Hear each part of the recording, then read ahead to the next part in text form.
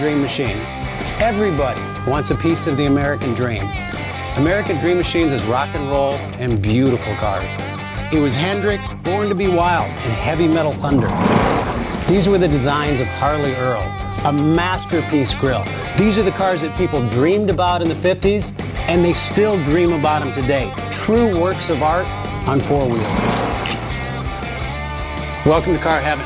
The quality of our cars every year gets better and better, and this 4,000 square foot studio tells no lies. American Dream Machines was inspired by the fire-breathing big block designs of Duntop and Bill Mitchell. These were the baddest cars in 1967. It's not all about the numbers. If we can get 500, 600, 700 horsepower in one of these street beasts, it's a whole lot of fun. At American Dream Machines, we've purchased thousands of cars over the years, and we've learned the hard way. We had to fix them.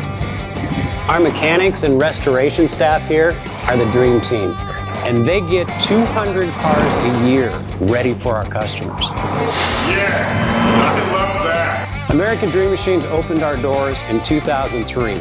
We've sold thousands of cars all over the country and all over the world. We have beautiful cars here, and you should own one. So you want to drive the Buick in the back?